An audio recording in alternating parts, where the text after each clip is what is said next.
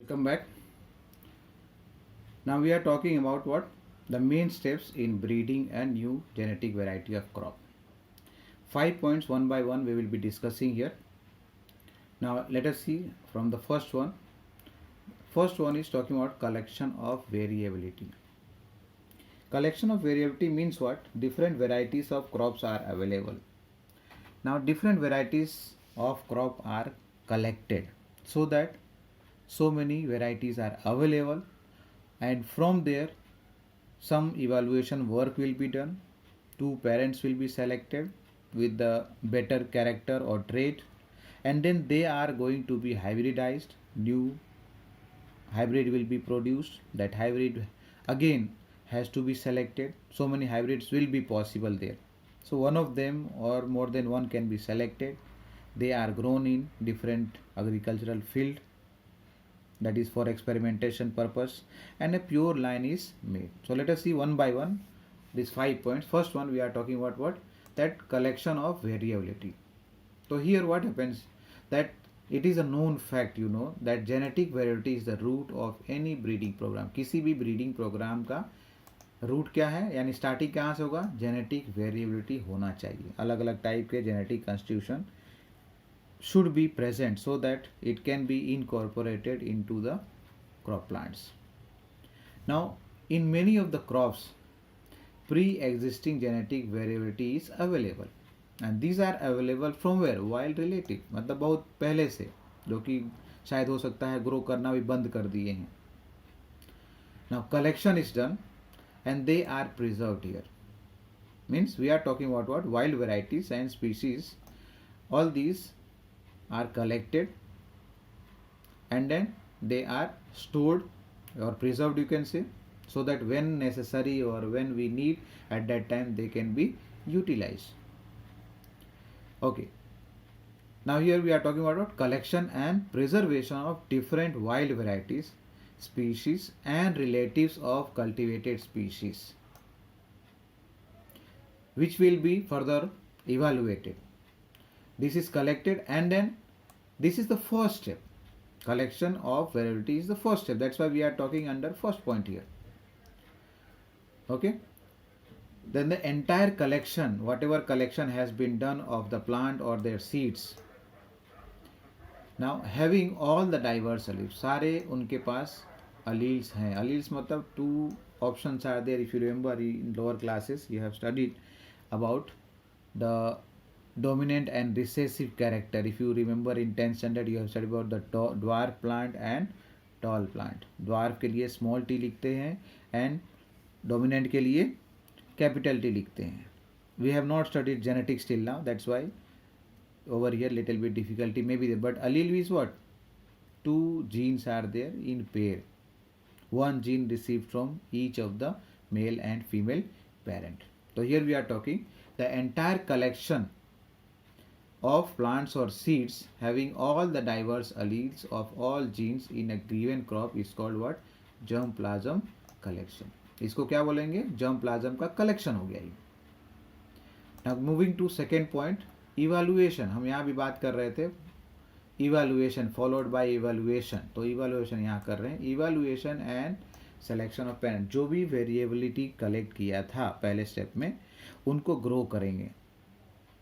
And after growing उनको study किया जाएगा एंड आइडेंटिफाई करेंगे कि कौन सा कैरेक्टर किस में अच्छा है, and based on that two main parents are going to be identified so that those two characters can be combined together in the hybrid plant.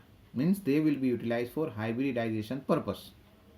So if you see here first point, the collected germplasm is evaluated in order to identify plants with desirable combination of characters.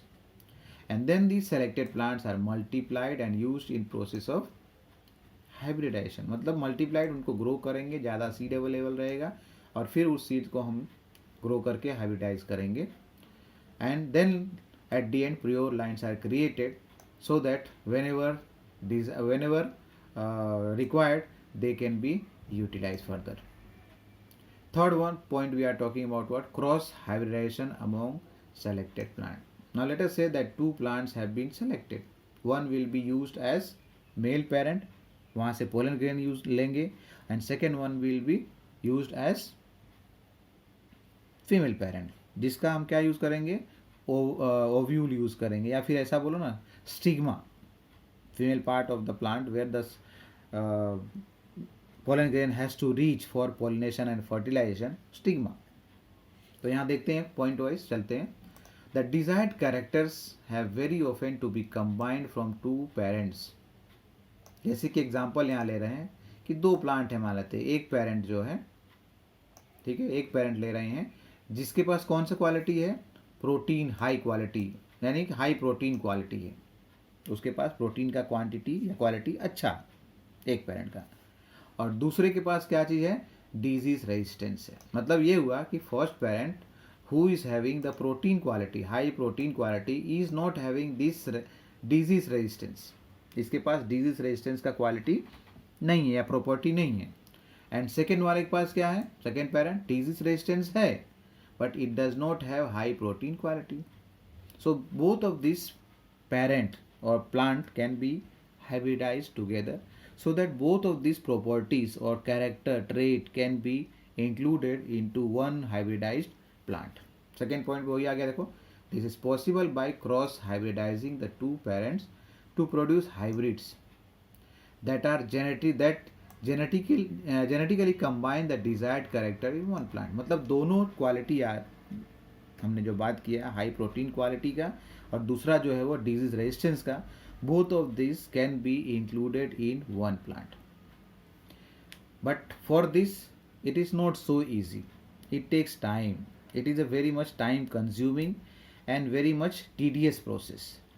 तब लंबा time लगेगा और मेहनत लगेगा, हर step पे क्या करना पड़ेगा, उसका सब कुछ नोट करना पड़ेगा, रिकॉर्ड बना के रखना पड़ेगा. ओके आगे बढ़ते हैं. यहाँ क्या करते हैं, एक प्लांट का पोलन ग्रेन यूज कर रहे हैं और दूसरे का स्टिग्मा यूज कर रहे हैं.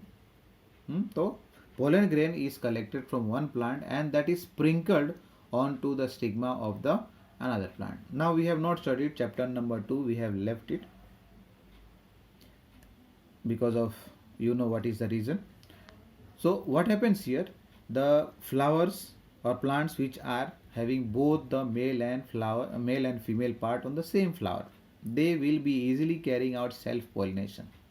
So in order to prevent self pollination, it is necessary that either male or the female part of the flower has to be removed, and that also artificially, manually हमको खुद को करना पड़ता है, scientist करते हैं, एग्रीकल्चरल साइंटिस्ट. तो यहाँ पे हम वहाँ डिटेल में नहीं जाएंगे. पोलन ग्रेन एक फ्लावर का कलेक्ट किया और दूसरे के स्टिग्मा पे स्प्रिंकल कर दिया, so that pollination is done and then fertilisation will take place, and after fertilisation the fruit and the seed will be formed. The seed will be having both the property together. As a result, when that seed will be utilized in the next season again, that will result into plants, and some of these seeds will grow or will have that both character together in one seed, one plant only. So they are going to be selected in the next step. If you see fourth point, it is talking about that only. ये last point जरा देख लेंगे. Also, it is necessary that hybrids do combine the desired character. मतलब desired character वो combine करते हैं, लेकिन that ratio will be very very less.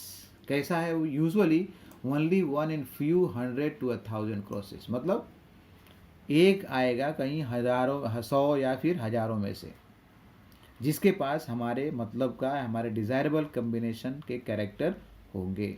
तो those plant has to be selected and they have to be further tested.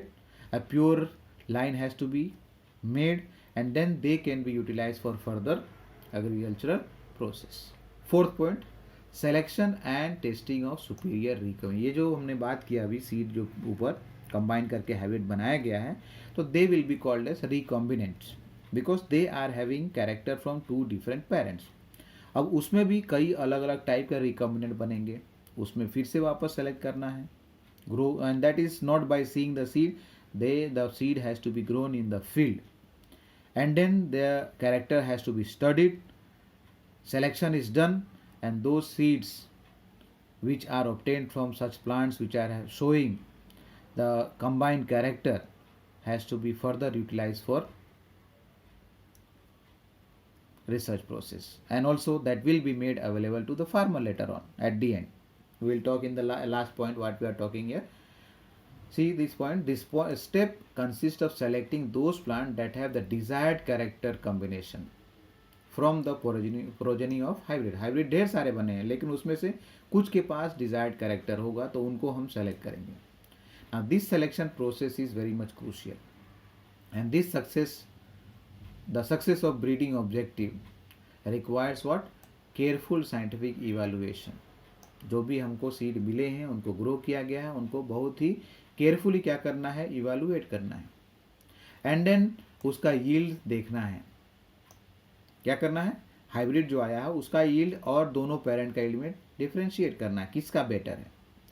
And there are very often chances are there that more than one superior progeny is available.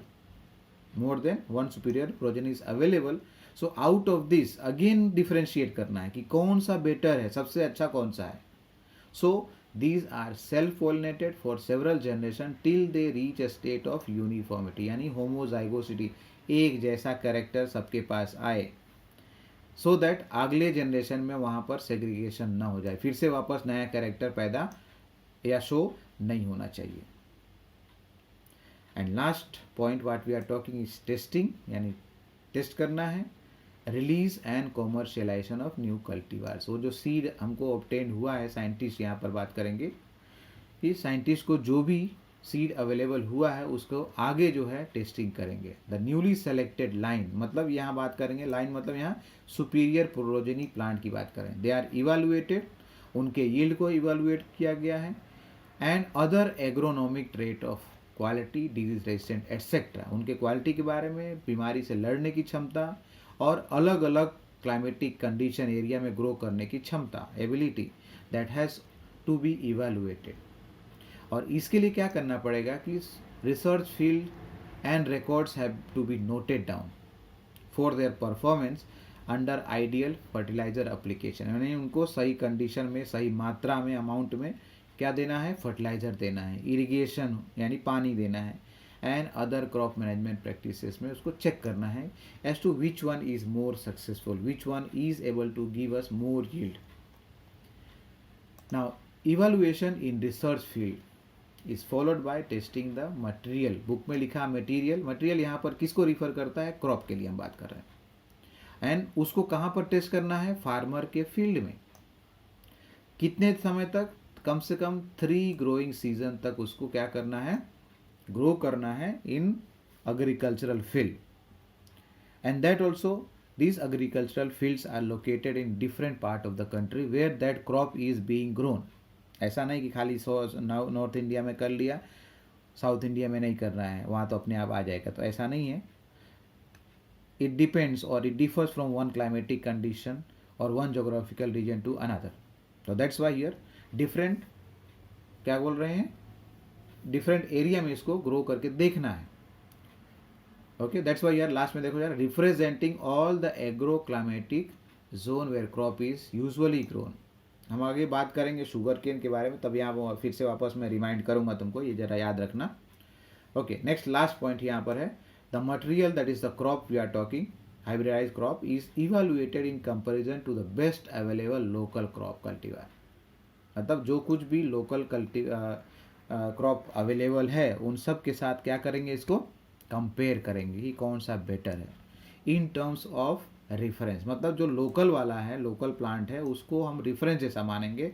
और ये जो hybrid बनाया है, इस hybrid को हम, ये तो हाइब्रिड मतलब समझते ही हो क्यों बनाया गया है, so that it is going to combine different characters of different parents, and then further it is going to be utilized, made available to the farmers so that they are going to grow in their agricultural field and increase the productivity as a whole for themselves first of all, and then for the whole country. So we will end here.